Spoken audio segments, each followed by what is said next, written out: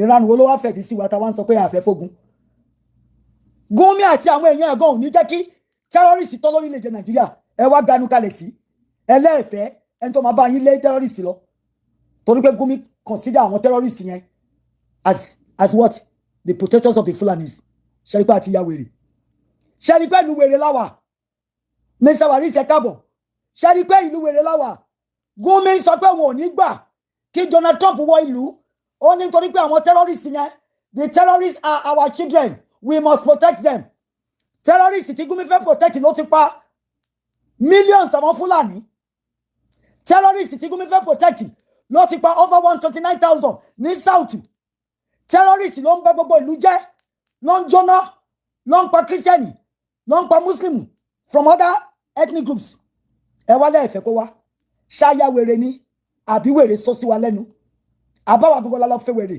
lálọ́ fa wèrè lọ́yàn Gumi láwọn ò ní gbà kí Donald Trump wá pa àwọn ọmọ àwọn tó wà nínú igbó àwọn ó pè wọ́n ní terrorists òun ni mò ń wò lórí television yìí ó ní the terrorists are our children we must protect them Sheikh Gumi ẹ̀yin ọmọ Yorùbá o ẹ̀yin ọmọ Odùduwà o níbo lẹ́wà tẹ́ gánú kalẹ̀ tẹ́ ń sọ pé ẹ̀fọ́gun ogun wo ló ń gbé bọ̀ bá yín ogun ti wà nílé yín ó ti wà lẹ́ǹkúlé yín already Gumi ti gbé ogun tì yín lẹ́yìn ó dẹ̀ lógun yẹn máa continue tó lóhùn nígbà kẹ́ni kọ́kọ́ pa àwọn ẹbí wọn ẹ̀yin ọmọ Yorùbá tẹ́ wá lẹ́ ẹlẹ́bí ṣé kìí ṣe pé àti ya wèrè tá a fẹ́ jókòó tí Gumi àti àwọn terrorists kan máa pa wá ká nítorí pé àwọn ò fẹ́ wàhálà àìlèjà ni ò kí ń jẹ́ kọ́ ọmọ gba oyè lé bàbá ẹ̀ tẹ́bálẹ̀ ẹ̀ ní ìjà ẹ̀ ní pariwo ẹ̀ ní bẹ̀bẹ̀ fáànú ẹ̀ máa fi kú ṣèfàjẹ́ ni o ìran Gumi máa pa gbogbo yín dànù náà wọ́n á pa yín wọ́n fi ń ṣe tìǹkó wọ́n á fi ń ṣe súyà wọ́n á fi àlùbọ́sà àti ata sí wọ́n á rún yín lẹ́nu wómúwómú Gumi ló sọ bẹ́ẹ̀ ó lóun ò ní jẹ́ kí Donald Trump kó wá pa àwọn èèyàn òun nítorí náà wọ́n máa pa ẹ̀yin lọ ni wọ́n máa pa yín lọ ní mẹ̀lọmẹ̀lọ ní sòsè ní ti ṣíṣẹ̀ ń tẹ̀lé torí Gumi sọ pé òun ò ní gbà bàbá tí pèèní bàbá Àbíbátì bàbá Fọláṣadé bàbá Ṣèyí ṣe ti gbọ́ pé Gumi ní òun ò ní gbà kẹ́pa àwọn ẹbí wọn àtàwọn ọmọ wọn tẹ́ pè ní tẹ́rọ́rìsì òun ò ní gbà fún yín ṣé Gumi ló ń lùlù yín sí bàbá Tinubu ọmọ àlè ní bàbá Tinubu ọmọ olódò ọdẹ ọmọ olódò orin Adékúnlé Ahmed Bọ́lá Tinubu ọmọ àlè pọ́nbélé ní Gumi èèyàn kan among 240-250 million ó ń pàṣẹ ó dẹ̀ ń gúnlẹ̀ àlọ́mọ àlè ní í sẹ̀ gbogbo agenda covenant tẹ́ bá Gumi àtàwọn Fúlàní ṣe ojú yín máa ja bàbá Tinubu mo dẹ̀ ń bá yín gbàládùá kí Fúlàní ṣe mí sékìsẹ́ kó gbé kan náà mọ́ yín pa bẹ́ẹ̀ ni mo sọ bàbá Tinubu mo ń bá yín gbà ní àdúrà pé Fúlàní á ṣe mistake á pa kan nínú àwọn ọmọ yín á pa kan nínú ẹbí yín orí yín wá pé ẹ mọ̀ pé ẹ̀jẹ̀ tó wà lára ọmọ yín òun ló wà lára àwọn ọmọ Yorùbá àyà mi gbà ó ẹnu mi gbà ó dìgbà sí Fúlàní bá pa kan nínú ẹbí yín kórìí yín tó pé bí ẹ tó bá mú kan ní ọmọ Olúrẹ̀mí tán fi pata tán fi ṣe tìǹkó tán fi ṣe súyà bàbá Tinubu orí yín á jí pé ẹ gajú kalẹ̀ bí àgámà lizard wọ́n ń pa àwọn ọmọ ojúlówó ọmọ Yorùbá káwọn ọmọ tí yóò bá ṣoríire àwọn ọmọ yòókù tó fẹ́ ṣoríire ńkọ́ Oyin Dàmọ́lá yín ló ń ṣòṣì bí ẹran aṣẹ́wó ó ti ya wèrè sí New York ó ń sọ ó ń lọ ó ń bọ̀ bí ìlẹ̀kẹ̀dí ó ní di psychiatric help o bàbá Tinubu tẹ́ ẹ̀ bá gbọ́ tẹ́nìkan kan ò bá sọ fún mi abiyamọ ni mí mo ti sọ fún yín ẹ lọ wákọ̀ náà àwọn oníṣègùn yín àwọn àfáà yín àwọn málábàtú yín kàn bá yín pẹ̀tù sí o toró ti ya wèrè sí títí tẹ́ ẹ̀ bá mú àwọn tẹ́ ẹ̀ náwó wálé lórí nìyẹn kò lè fùnà ẹ máa rí ọmọ tálákà tẹ́tí rò pé kò ní ṣoríire a máa dún wọ́n máa sùn wọ́n máa lọ wọ́n máa bọ̀ Ọlọ́run ló ń dájọ́ àfẹ́yìn pẹ́ràn Olúwa máa san ẹ̀san yín ìyà yín ó máa dé wá bá yín ẹ̀yin ọmọ ìyá mi nínú ẹ̀jẹ̀ ṣe ti gbọ́n tí Gumi wí ó lóun ò ní gbà fún bàbá Trump o kó wá pa àwọn relatives òun o kó wá pa àwọn terrorists ọmọ àwọn ni wọ́n o àwọn láti protect wọn ta ló yẹ kẹ́ kọ́kọ́ mú bàbá Tinubu oníkòmọ́kòtọ́ ajẹ́ lójú onílẹ̀jẹ̀ lójú àlejò Gumi ló ń dágọ́mú sọ lórílẹ̀‐èdè Nàìjíríà níbi tẹ́lẹ̀ ti jẹ́ president you are a figurehead bastard bàbá Tinubu figurehead nìyí tẹ́ bá fẹ́ kẹ́jí gbogbo owó central bank you are a non-entity a man without integrity a man without vision a missionless man a man without a calling your calling is to deceit to steal and to destroy you are a devil's workshop bàbá Tinubu devil's servant ni iṣẹ́ devil and carry out o tẹ bọ́ lọ́run ẹ máa bọ́ lọ́run lẹ́sẹ̀ gbèjì bàbá Tinubu ẹ̀yin oníkòmọ́kòtò ajẹ́ lójú onílé jẹ́ lójú àlejò àgbà òṣì àgbà kàstọ́yàn ẹ wá wítan ẹlẹ́fẹ́ mi hope wọlé gbé wá you are the hopeless master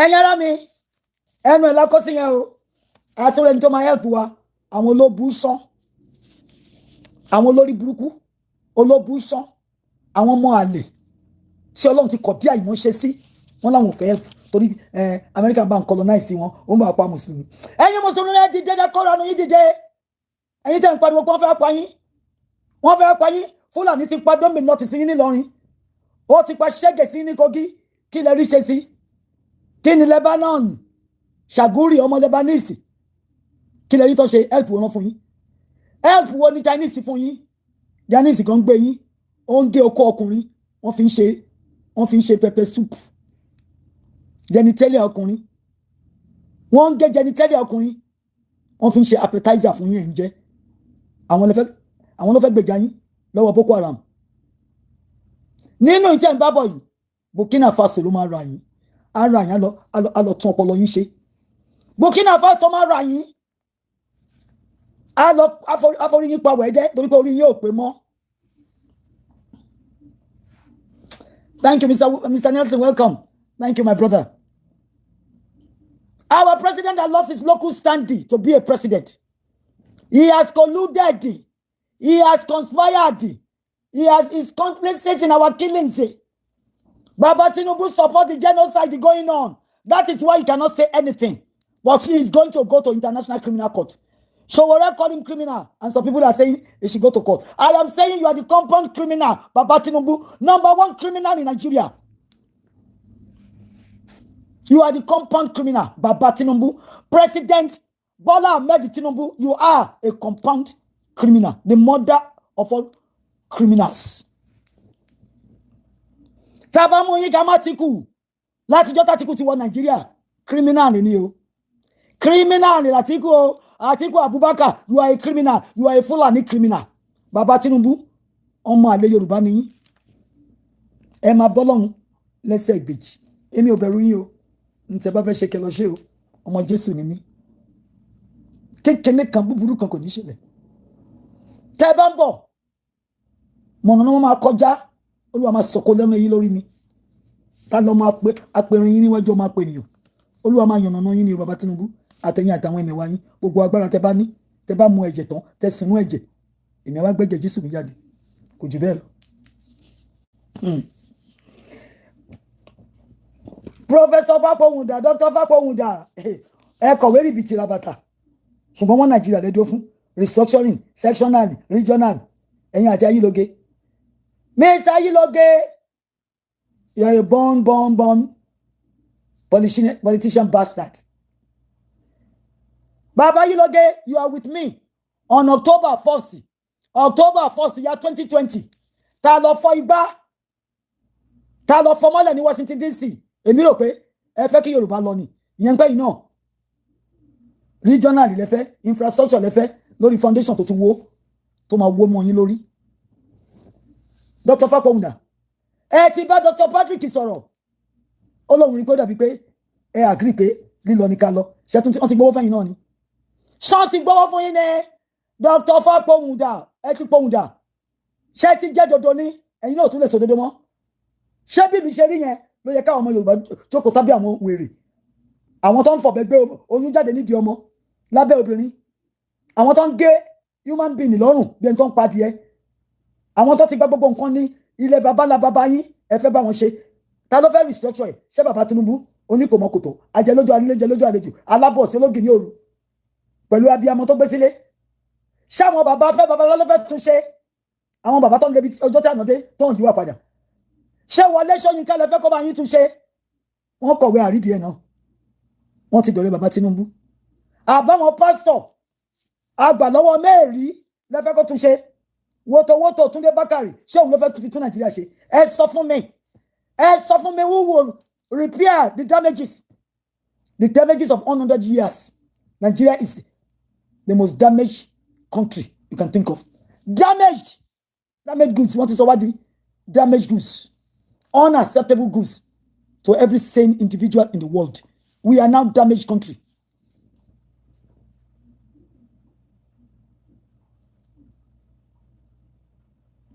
Then you, Omo saying, I can understand how me call me now.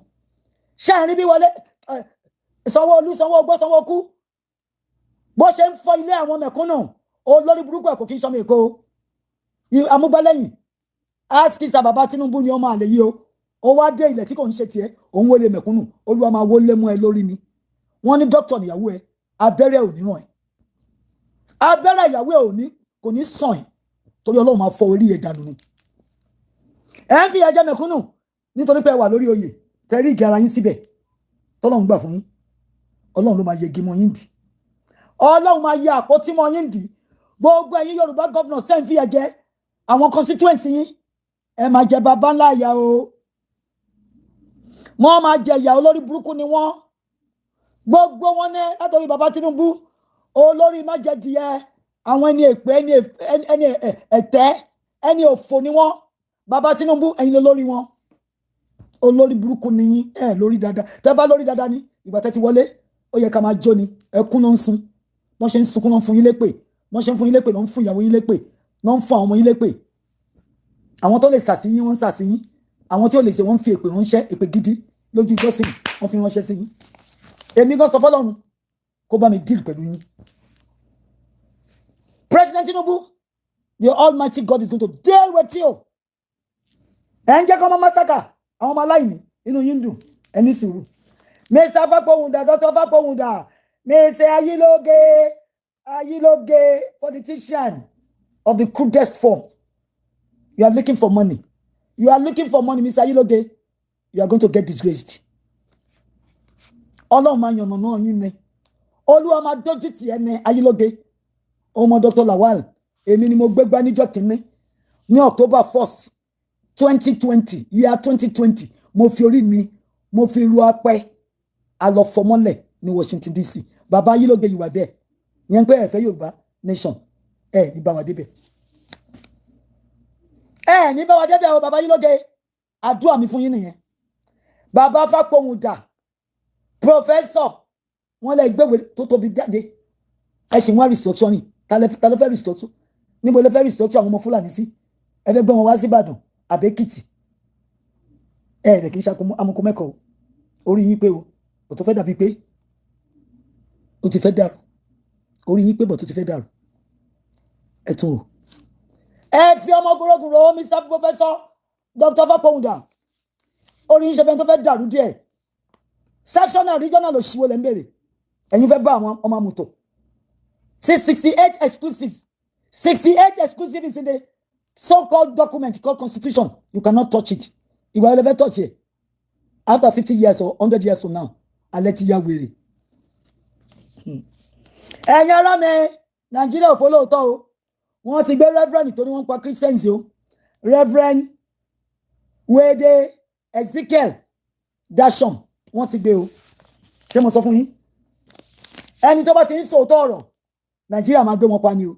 Ẹ rántí CBN assistant director Obadiah Mailafia wọ́n ní doctor tó gun lábẹ́rẹ́ pa àbí tó ṣe nǹkan kan fún àmọ́ Obadiah ti kú. Obadiah Mailafia ti kú nítorí pé àwọn olórí burúkú tó wà Nàìjíríà wọn ò fọ́ òótọ́ ọ̀rọ̀. Mailafia lóhun mọ gbogbo àwọn patrons àwọn Boko Haram patrons nígbà tó gbé jáde tán wọ́n wá bọ́n ṣe máa pa wọ́n pa o. Wọ́n ti pa Mailafia wọ́n ti gbé Reverend Ezekiel Biwede Dachom ọmọ Benue ló máa jẹ́ wọ́n ti gbé wọ́n ti kidnap ẹ̀ tá a bá máa gbọ́ òkú ẹ̀ la máa rí ṣẹlẹ̀ àwọn olórí burúkú tá à ń bá gbé tẹ́yìn wá sọ pé ẹ̀ nídìí help tẹ́ ẹ sọ pé ẹ fẹ́ Donald Trump you will see more of Boko Haram àwọn Dasuki àwọn Sultan Shetani of Sokoto wọ́n mọ̀ nípa pàṣẹ ń pa yín wọn sọ̀rọ̀ Adóbayèrò ńkọ́ ó wà educated ṣùgbọ́n 50 million alimajiri àwọn ọmọ wọn lọ́kọ́ títí tó wá ń dà lórí lùrú gbogbo alimajiri nọ́ọ̀tì ẹ̀yin south wọn kó wọn bá pẹ́ kẹ́ máa bọ́ wọn kẹ́ máa ṣàánú wọn tẹ́ ẹ̀ bá dẹ̀ ṣàánú wọn àwọn máa pa yín ṣẹ́rípá àti mukun mẹ́kọ alimajiri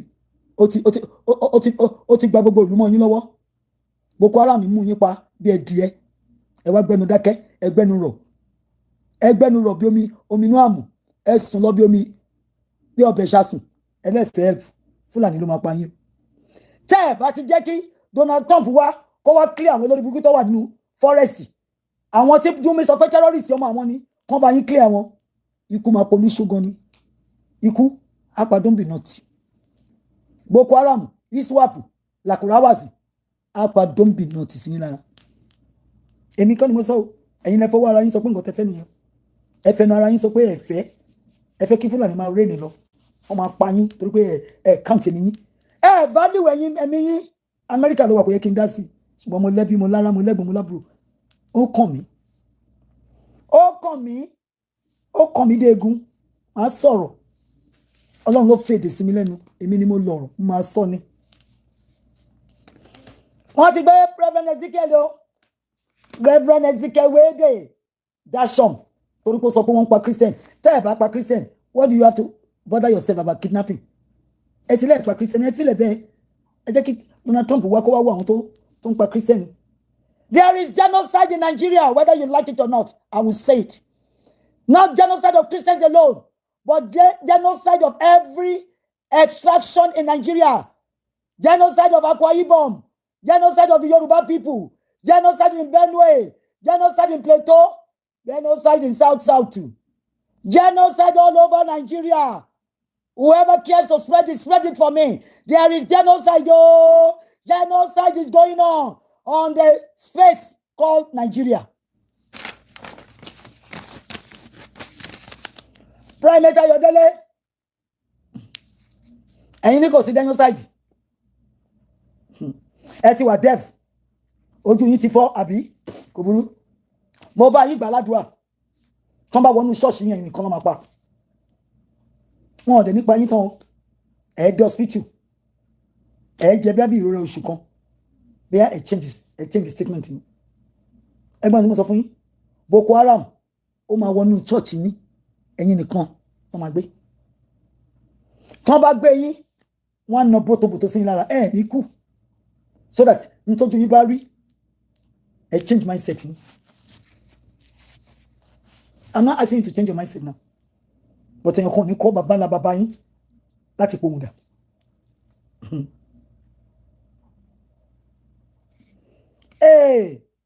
Akínwùmí Adésínà òun gba consultant Jeffrey Sachs of Missouri ó wá advice yẹ pé ó wà okay kó gbé GMO ọmọ Amẹ́ríkà ní Jeffrey Sachs o.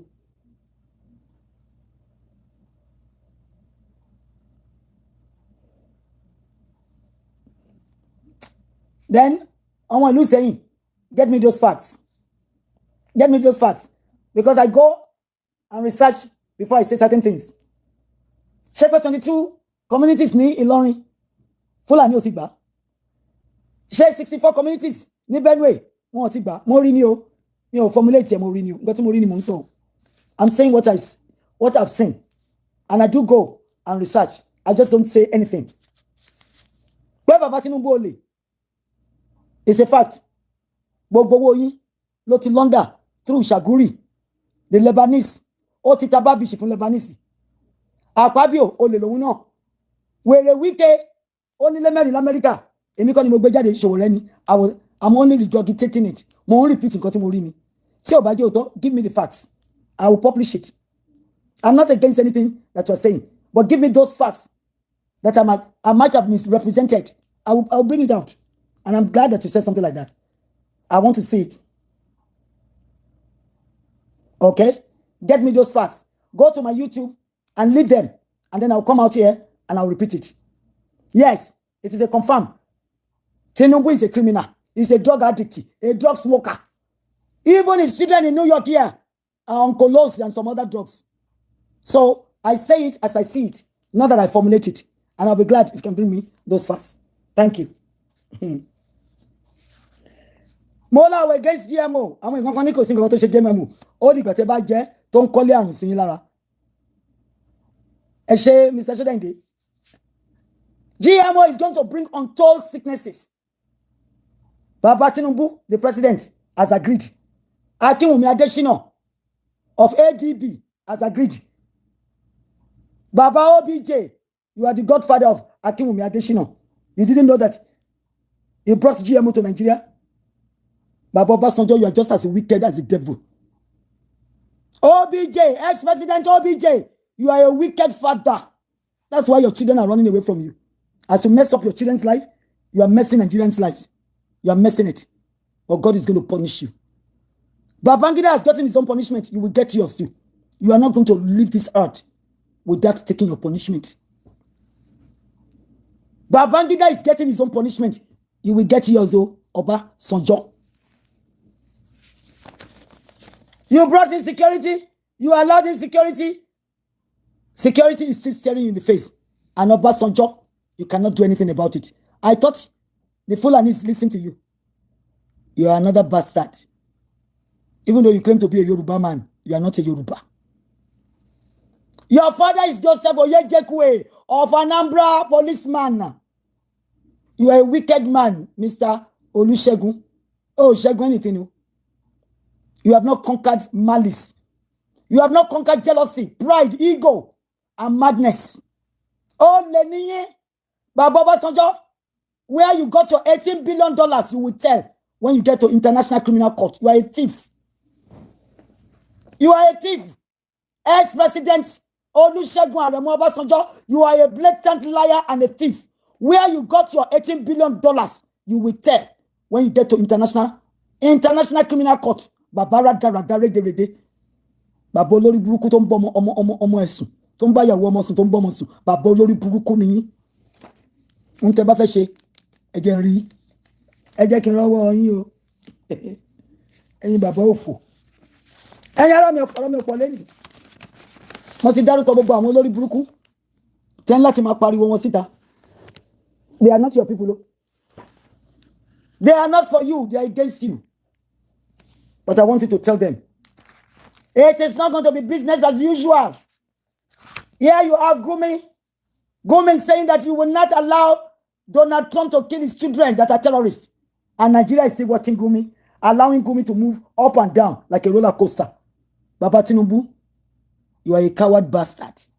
A coward, Ole. Ole afajoneye Baba Tinubu.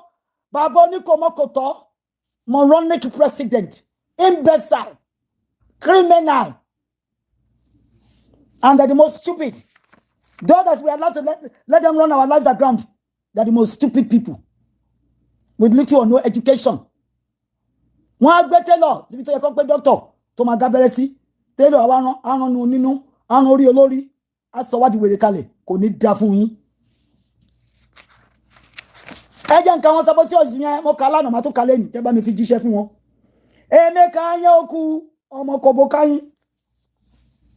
Malam Tanko Yakasai. Àwọn tán láwọn ìnàbẹ́kò nìyẹn irọ́ ló ń pa o.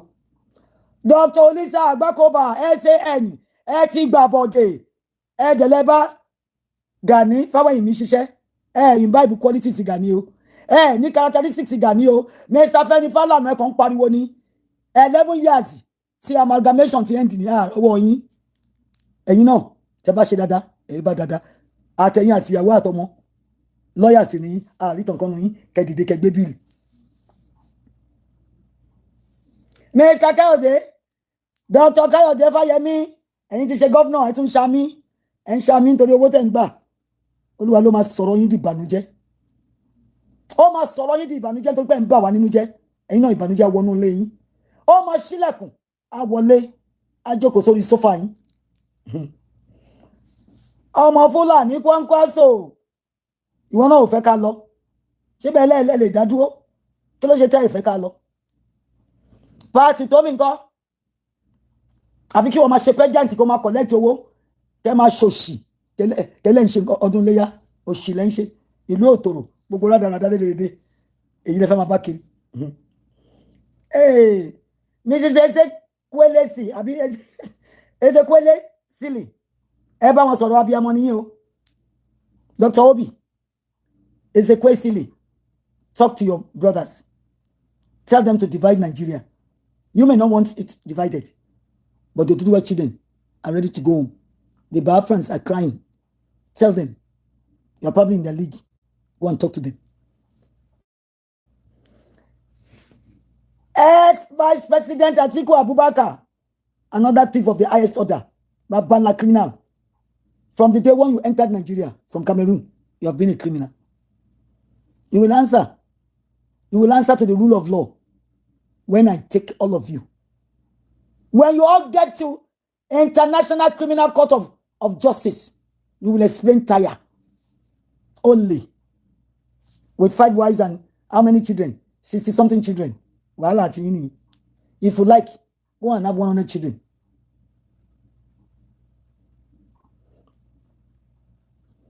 Yes. Omo Ilu saying, Akinwumi Adesina brought GMO, genetically modified organism. He's supposed to be a professor in agriculture, and he's the same person that is bringing you GMO, genetically modified organism that will rot all kinds of sicknesses in the lives of the people. Which anointing? The anointing that has turned to annoyance and disgust. I don't care if he has 10 PhDs. He's a wicked bastard of a Yoruba man. Omo is saying, Omo Alela Akinwumi. Akin koko ohun iku lohun. Orí ẹ̀jẹ̀ ni kuyan ma ti bẹ̀rẹ̀. Torí pé kíni, òun ló pàdé àpòpọ̀. Conspire with Bill Gates to bring you GMO in Nigeria. What anointed bastard Rockefeller? Is he the only Rockefeller appointee? He's a bastard for a Yoruba man. He has sold his soul for title, for money, for position. God is going to judge him. Not me. God. God will judge him. Dr. Bilikisu Magoro, where are you? Nigeria is bleeding. Mrs. Unko Yotoyo, Nigeria is crying. Talk to your friends, to your colleagues. Nigeria must be divided. Obongawan, Tim James, the Biafrans are crying. Akwa Iboms want to go. I have one of my friends here. He's an Akwa Ibomite. Dr. Akwa Ofyongi. He's a medical doctor. He did not agree with GMO. He's a medical doctor in America. He's saying GMO will cause pandemic for all of us. Pandemic, serious calamity. And you Nigerians are saying that it's okay. When you begin to die of unknown sicknesses, your eyes will widen.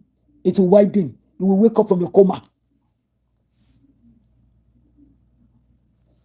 Solomon Ashemoton, SAN. Self-aggrandized nuisance. That is what SAN means. Self-aggrandized nuisance. Selfish association of Nigerians. Urban Victor, Ata, where are you? Nigeria is bleeding. And you're all there. Having conferences, useless conferences. Where money will change hands. Trade by barter. You people are going to see God in camera. Professor Anya. Along my jeje. I hope you will not become Nyama. You are Anya. You will become Manya. When the Fulani enter your enclave, you will do well. Ben Obinka, Aminu Tambuwali, Oniko Mokoto, betrayer, traitor. According to Yenson Wike, you are a traitor. But Wike is a madman too. So that makes you 5 and 6. Professor Kila Omo Yoruba, Oniko Mokoto, and you go Shayak Bank Basibesha. I do only one Nigeria. Momari, I see you on Arise News, pontificating, analyzing. analyzing rubbish, nonsense. You don't want to go. You prefer one Nigeria where you are going to be eating the food of affliction and drink the water of sorrow. Jegba. Thank God, Omo Yoruba ni wa ke won. Àwọn alálẹ̀ á fún ẹ ní ẹgbàá Anthony. Bishop wojú ẹ, you are probably less than 60. So ẹ̀gbọ́n ni mo máa jẹ́ fún ẹ. You are less than 60. Good. I will be 70 in a few months. So ẹ̀gbọ́n ẹ ni mo jẹ́. So bá jẹ́ kó rí ẹ pé Anthony Killer kó bẹ̀rẹ̀ sí ní stick your truth to power. Tẹ́lẹ̀ ẹ fẹ́ regional, ẹ fẹ́ infrastructure, ẹ fẹ́ modification. Fúlàní ló máa pa ẹ́ o. Ṣùgbọ́n tí mo sọ fún ẹ, wàá bá Fúlàní lọ, wàá wà náà tó máa fi tọ́lọ́ máa fi pa wẹ̀dẹ́, tó máa fi ṣe wẹ́dẹ́wẹ́dẹ́ fún wa. Tó máa fi ṣe sacrifice fún wa, tá máa lọ sílẹ̀ lérí wa. Gbogbo ọgbọ́n tó kà, ojú ẹ̀ fọ́, etí ẹ̀ di. O ní làákàyè láti mú pé ìyà ń jẹ àwọn ọmọ Yorùbá lórí ilẹ̀ bàbá ńlá bàbá wọn. Wọ́n ti gbèkó lọ́wọ́ wa. Wọ́n ti gbà lọ́rin. Wọ́n ń lọ sóńdò, ọmọ olúbo ni ẹ́. Wọ́n náà wà náà ọmọ àlè tó ń fowó sí yíwọ ilé bàbá ńlá bàbá ẹ̀. Ọmọ ọbọ ní Anthony Killer. Ẹ̀yin ọmọ àlè, adójútì ní ọmọ Yorùbá. Tẹ́tí ta ìgbésí ilé ayé yín fún owó, fún ipò, bọ̀tẹ́ máa polúṣo. Torí ojoojúmọ́ ní Ọlọ́run bínú sí ẹ̀yin aṣebi ní yín ìkà ní yín. The habitation of the ungodly, of the unrighteous, of the wicked, it shall become desolate. Gbogbo ilé kan fi tọ́ ọmọ yìí ló máa wo tsunami Ọlọ́run á sọ̀kalẹ̀ sí yín. Á gbé yín lọ sínú àgbàrá ocean. Ẹ̀yin lórí burúkú. Yes, ọmọlé Ìsẹ́yìn, they are criminals. Gbẹ̀ngà Daniel. Amosun olè nẹ̀yìn náà. Àti Daniel o, àti Amosun o, àti Dàpọ̀ Abíọ́dún o, apànìyàn olè nìyín. Ẹ máa rọ́ lọ́rùn lẹ́sẹ̀ gbèsè o, ẹ̀yin olè yìí o, Olúwa máa bá yín wí, ó máa nà dà sí yín. Rotimi Amechi ọmọ àlè, ajẹlójú onílé jẹ lójú àlejò, ìwọ kan náà ní Rivers, ìwọ kan náà lọmọ Yorùbá, o níbi kan tó fẹ́ dúró sí inú iná. Ẹ̀ṣẹ̀ náà ló máa dàlẹ́ lórí. Wọ́n máa sọ̀kò fún yín gbogbo yín gbẹ̀yìn ni. Donald Duke ńkọ́, ẹ̀yin wèrè. Mr. Rauf Arẹ́gbẹ́ṣọlá Arẹ́gbẹ́mugbó, Vulcanizer governor. Tó fẹ́ fún táyà Nàìjíríà, ó ti fún ẹ ti fún gbẹ́.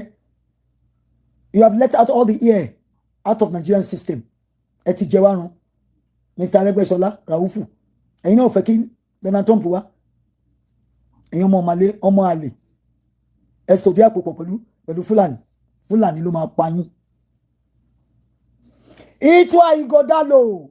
Itwa Igodalo. I thought you were supposed to be a priest. You're a priest. You cannot see. You cannot hear. Alábòsí ni ẹ́. You want validation. You want to be recognized. You want to be known. Ó ti gbàgbé pé Ọlọ́run ló ń gbèyàn ga. Ọlọ́run máa rí ẹ lẹ́pa, ó máa ṣubú. Ta ló fún ẹ Ọlájídé? Ọlá ẹ̀wọ̀ ló ń jíde, ṣọmọ Yorùbá ni ẹni. Abẹ́ jẹ́ Ọlájídé níbi tó ti wá. Ẹ̀yin ọmọ àlè, gbogbo yín ṣàfẹ́ bá Yorùbá tán. Ẹ̀yin ọmọ ọ̀ràn kíran. Michael Ezekome.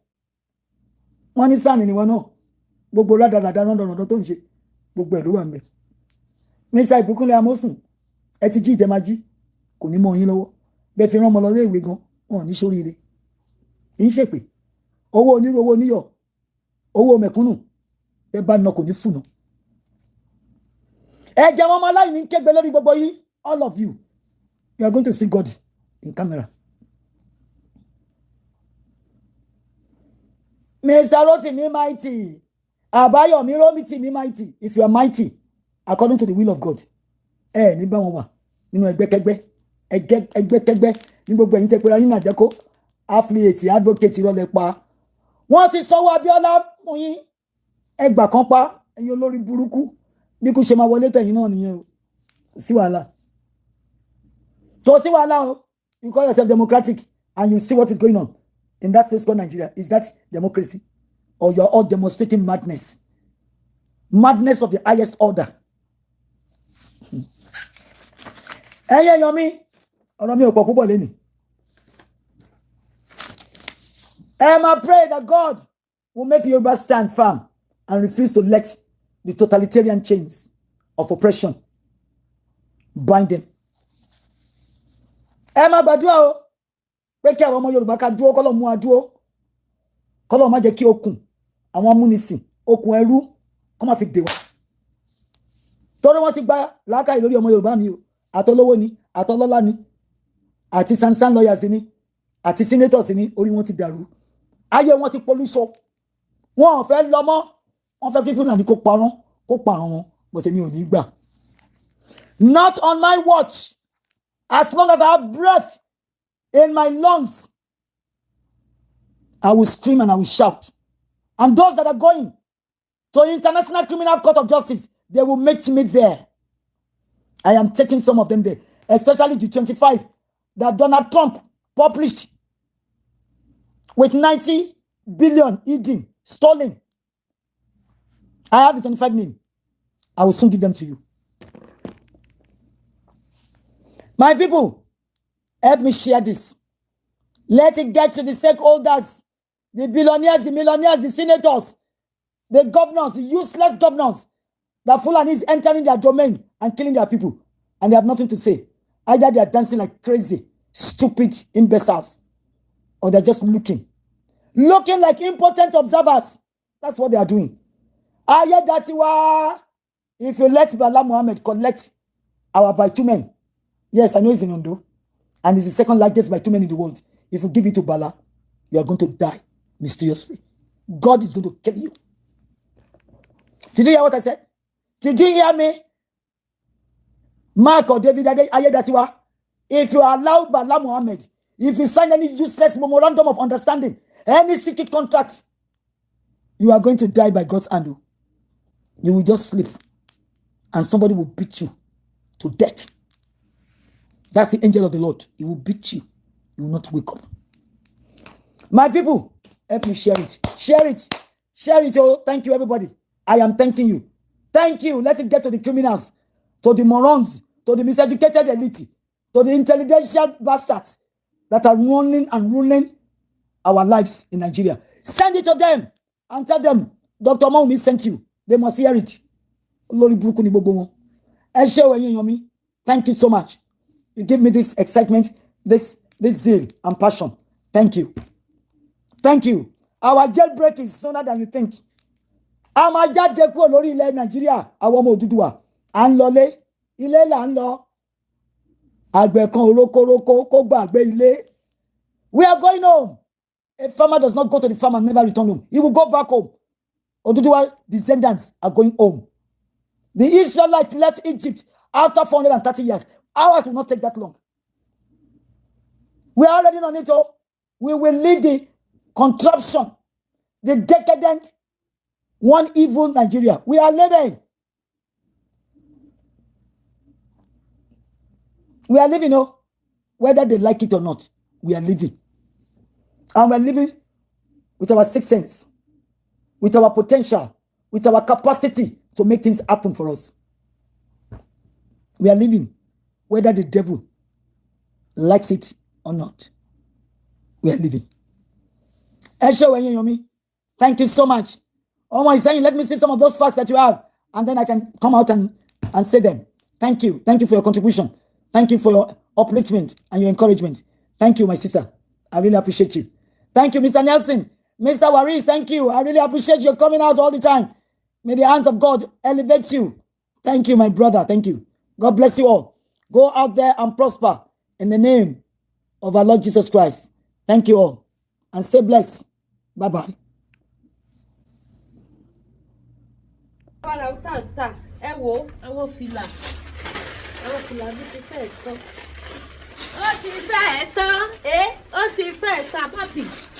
Gbogbo yín tẹ patronize lé wo fìlà tó kù rè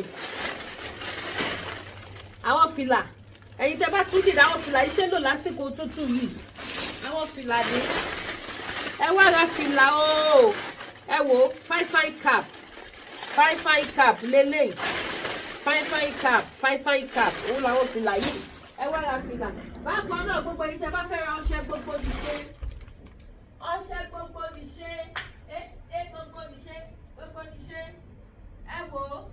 new arrival new made mo ṣẹ̀ṣẹ̀ made ẹ ni mo ṣẹ̀ṣẹ̀ ṣe ni òun ni ọṣẹ gbogbo ní ṣe mo sọ fún yín kò dilẹ̀ òun ni àdúrà ló ń gba agbára kọ́. Ẹ wá prevent ara yín. Ọṣẹ ìṣẹ́gun, ọṣẹ àánú, ọṣẹ arọ́bí, ẹ̀bẹ̀ àwọn àgbà, àgbélépọ̀tà, ìtúwọ́, ìkórìíra, aláǹtakùn, àlákàlà, promise and fail. Gbogbo àwọn nǹkan tẹ́ lè lò láti fi dẹ́kun ẹ̀. Òtútù yẹn bá mi kù. Gbogbo ẹ̀ ló wà available. Òun ni ṣayẹlẹ báyìí sí gbogbo nìṣe ni. Mo tún ní ike ńlá ẹ̀ because àwọn èèyàn order fún ike ńlá yẹn kan, so mo ti ṣe ike ńlá sí. Ẹ jẹ́ lọ gbé ike ńlá ìwà kẹrin. Mo ti ṣe ike ńlá ẹ̀. Àwọn tó mọ̀ ló ń rà. Àwọn èèyàn rà, wọ́n tún rà fáwọn. Àwọn grandma rà, wọ́n rà fáwọn grandchildren wọn. Àwọn èèyàn rà, wọ́n rà fún yàn pé yes. Ẹ mọ kẹwẹ ọṣẹ ìṣẹ́gun. Kẹ́dẹ̀ bẹ̀rẹ̀ sí ní yí sáì pé yes. Ẹ feel pé ìdè já ara fúyẹ́ wá. Àlàáfíà tó yín láyọ̀. Ẹ mọ̀ pé ilé ayé bí yóò bá rí iṣẹ́ àmì àti iṣẹ́ ìyanu wọn kì yóò gbàgbọ́. Kẹ́ bẹ̀rẹ̀ sí ní rí iṣẹ́ àmì àti iṣẹ́ ìyanu lágọ̀ọ́ ara yín lẹ́sẹ̀kẹsẹ̀ pé ṣára mi ló free báyìí. Òun ni ajẹ́bidán tó confirm. Òun ni ike ńlá wà family size. Mo ní big ike. Ẹ̀yin tẹ́ bá fi jẹ́ pé ẹ̀yin pọ̀ gan, kò ń bàjẹ́. Ẹ máa lò fún protection. Ẹ máa díjọ́ lò lẹ́ẹ̀kọ̀ọ̀kan. Ẹ̀kọ̀ọ̀kan ẹ kò rọra bù kẹ́ fi wẹ̀. Ó lè jẹ́ mẹ́ta lọ́sẹ̀. Tẹ́ bá kàn fẹ́ kọ́kọ́ bá mi lò, ẹ kọ́kọ́ bá mi lò léraléra fúnjọ́ mẹ́ta. Lẹ́yìn yẹn wá lè sọ di ẹ̀mẹ́ta lọ́sẹ̀, àbẹ́ẹ̀mejì lọ́sẹ̀. Ẹ̀yin tó bá jẹ́ òwúrọ̀ lè wẹ̀ léraléra fún 7 days. Fún 7 days. Ìbàjẹ́ alẹ́, ìbàjẹ́ àárọ̀, kò sígbà tẹ́ lè lò. Ajẹ́bi iná tó confirm ọṣẹ gbogbo nìṣe ni. Gbogbo ogun, tẹ́ bá gbọ́ gbogbo ogun pátápátá lọ́lọ́run máa bá wa ṣẹ́. Òun ni ó wúlò gan. Ọmọdé lè wẹ̀, àgbàlagbà lè wẹ̀, kò sẹ́ni tí ò lè wẹ̀. Confirm wọn ni. Tí bá sọ fún yín pé confirm dáadáa. Òun ni ẹ̀yin tó jẹ́ wípé ẹ kàn nídà tí máa protect ara yín lẹ́ẹ̀kọ̀ọ̀kan. Ẹ ra ẹ gbé sílé. Ẹ̀kọ̀ọ̀kan tó bá ti wù yín àbí tẹ́ bá ti rí sáìn kan tẹ́ rí pé no. Eléyìí ò ṣàárẹ̀. Ẹ ra bù sí kọ̀ọ̀kan kẹ́ fi wẹ̀. Kẹ́ wá jẹ́rìí sí agbára Ọlọ́run. Bàbá ń bẹ bíi tàtijọ́, àwa là sí bàbá bíi tàtijọ́. Àwa là ṣé kí ni mo pè láò sí ọba, láà sí Ọlọ́run bíi tàtijọ́. So òun leléyìí, owó pọ́kúpọ́kú ni mo ta. Tó bá dẹ̀ jẹ́ wípé ọṣẹ ìyọ́nú nìkan lẹ fẹ́, ó wà. Tó bá jẹ́ ọṣẹ ẹ̀bẹ̀ àwọn àgbà nìkan lẹ bá fẹ́, mo ní. Tí kì í ṣe combine wọ gbogbo nìṣe báyìí. Tó bá jẹ́ ọṣẹ àmúbọ́ nìkan lẹ ní, ọṣẹ àmúbọ́ mi pẹ̀lú ọ́ìlì ni. Ọṣẹ àmúbọ́. Èèyàn tí àmúbọ́ bá máa yọ lẹ́nu tó yẹ pé tó bá ti ń ṣe nǹkan báyìí, tó bá ti kù díẹ̀ kó succeed báyìí, ó máa lose kìíní yẹn. Àbí ó pọ̀ ṣù contract kan tó bá ti kù díẹ̀ kí contract yẹn bọ́ sí, ó máa lose ẹ̀. Àbí ó wá ṣe kíni, ó wá ń wá iṣẹ́, ó ti submit resume, tó bá ti kù díẹ̀ kí iṣẹ́ yẹn bọ́ sí báyìí, á di pam. No way mọ́. Ọṣẹ tẹ́ lè lò fún àmúbọ́ tó dẹ̀ máa stop. Tẹ́ẹ̀ni bá wọn mú àmúbọ́ mọ́ ní orúkọ Jésù Kristi ti Nazareti, ó wà available pẹ̀lú oil. Bákan náà kẹ̀dẹ̀ nìyí, ọṣẹ àánú ó wà available. Èyí tẹ́ bá ti fẹ́ pele dike. Tó bá dẹ̀ jẹ́ fún ti ìgbéyàwó náà nẹ, ìgbéyàwó tó ṣe ségesège àbí tí ò tiẹ̀ dúró gágágágágá tó kàn jákulẹ̀, àwọn nǹkan tẹ́ lè lò láti ṣe kíni, láti fi òpin sí ogun yẹn, ó wà available. Bákan náà ọ́ìlì àánú wà, mercy oil wà, victory oil wà. Àwọn ọlọ́fíndà lọ́lọ́kọ̀ọ́jọ̀kan, anything spiritual items ẹ̀kọ́ tá àti lè dìke. Last time mo sọ fún yín pé àwọn tùràrí ti dé àtàwọn bíbélì wọ́n ti rà tán, kódà àwọn èèyàn tuntun ti order fún Bible báyìí. So by next week lágbára Ọlọ́run a máa ship another Bible wọlé. Àwọn Yorùbá Bible, a lot of people they need Yorùbá Bible, yes. So kò dilẹ̀ rárá. Mi ti rí display lójú internet, lórí program mi rí display tó fi kò tán. So gbogbo ẹ̀yin tẹ́ bá need ẹ̀, ó tún ti wà lọ́dọ̀ sí, ó máa tó dé by next week lágbára Ọlọ́run máa ship ẹ̀. Wọ́n máa ship àwọn bíbélì wá again. So ẹ̀yin tẹ́ bá fẹ́ ẹ tètè pè mí, màá lè tètè store orúkọ títí yín náà sílẹ̀. Tó bá ṣe dé, ẹ̀yin náà lè rí gbà. Tó bá dẹ̀ jẹ́ pé oyin gidi lẹ fẹ́, oyin wà. Àsìkò kórè la wà yìí, ẹ̀yin mọ́mì mi tẹ́ wà l'Amẹ́ríkà, tẹ́ wà ní UK, tẹ́ wà Canada, any country. Ẹ wá ra aṣọ pẹpẹ kẹ́ fi ṣe ọpẹ́ náà. Àṣírí pẹpẹ kì í tú, àṣírí yóò ní tú. aṣọ àrà ní pẹpẹ máa ń wọ̀, ọ̀run á daṣọ àrà, aṣọ iyì, aṣọ ìbùkún, ọ̀run á dàbò òye. So èyí tẹ́ bá dìde aṣọ pẹpẹ jẹ́ kí n mọ̀. Èyí tó bá lè jẹ́ pé frame lẹ fẹ́ rà, frame Jésù ó wà available. Èyí tẹ́ bá fẹ́ ra gbogbo ìgbàlà ó wà available. Kò wá sí irú lọ́fíndà tí ẹ fẹ́ tí kò sí. I have them in sizes, gbogbo size ló wà. Èyí tẹ́ bá ti fẹ́ ẹ pè mí. Lẹ́yìn gbogbo èyí tẹ́ bá fẹ́ ra African food, gbogbo èyí tẹ́ patronize African food mi, bí ní wá ayé tí ẹ ní gbogbo jí ọmọ. Tí bá sọ fún yín pé ọ̀fadà rice mi ti fẹ́ tán, edé lálá ó ti tán, ẹja ó ti tán, ẹ̀gúsí ó ti tán, ọ̀gbọ̀nọ̀ ó ti tán, ẹ jọ mí lójú o. So gbogbo èyí tẹ́ bá fẹ́ patronize mi fún oúnjẹ African food, má bá yín ship ẹ má wo owó shipping, ẹ kọ̀ wọ́n wípé owó shipping jẹ́ kí n fi ṣíwò pé mo dash Lady K, àbí ẹ fi ṣe kí ni, ẹ fi dúpẹ́ fọ́lọ́ ní orí ayé mi láti ara mi, ẹ fi dúpẹ́ fọ́lọ́ pé ẹ̀yin lọ́lọ́run sọ di alábùkún fún báyìí. Owó shipping ò dẹ̀ wọ́n, bàbá ṣe fẹ́ gbé ní any country màá ship ẹ̀ sí. Mo lépo pupa tó fine, sẹ̀mó wà, rice flour wà, yam flour wà, plantain flour wà, kí ló tó ti ń pè, wheat ó wà, golden morn ó wà, tomato paste ó wà, àti bẹ́ẹ̀ bẹ́ẹ̀ bẹ́ẹ̀ lọ. Fufu powder ó wà, oat powder ó wà, soya beans powder ó wà, gbogbo ẹ̀ ló wà. And very soon a tún ṣì máa ní àwọn African food ju gbogbo tí mo kà lẹ̀ yìí lọ. Tí ọjà wa bá máa dé, a máa ní àwọn nǹkan tó máa pọ̀ lóríṣiríṣi, but mi lè sọgbà tó dé. Tẹ́lẹ̀ mo bó máa dé ní year ni wọ́n ní kò dé ní year ìwọ́n kò di next year, but ìtàfi plane ìgbé ìyẹn máa dé ní this year, ìyẹn ò kàn pọ̀. But àwọn oríṣiríṣi African food again ó máa dé ní next year lágbára Ọlọ́run àdẹ̀tọ́lọ́. Anytime lọ́ lè pè mí pé container ti land, so a ṣe kí ni a lọ clear tó jẹ́ ti tiwa ń bẹ̀, kí ṣe gbogbo container di tiwa, akọ̀rọ̀ ajá sí ni. So bó ṣe jẹ́ nìyẹn. So èyí tẹ́ bá ti fẹ́ ẹ pé Lady K ìfẹ́ olúwa ṣojú òní tí tó bá jẹ́ wíìgì lẹ́fẹ́ ẹ pè, tó bá jẹ́ aṣọ, àsìkò tútù la wà. Ẹ wo bí mo ṣe wà yìí sí, ẹ jẹ́ gbé ọṣẹ ìsàn, ìgbé fẹ́ gbé àwọn ọṣẹ yẹn anyhow. Àlejò lè wọlé ìsìn, tó bá fọwọ́ àìbọ̀. Ṣáyé bí mo ṣe wà yìí sí, mo lè wọ búbù sórí nǹkan tí mo wọ̀ yìí. Tí bá fẹ́ lọ sí party, I can put on búbù. Mo lè wọ búbù sórí aṣọ tí mo wọ̀ yìí, kò sí ohun tó fi ń ṣèyàn, rẹ́gí ló máa ṣe.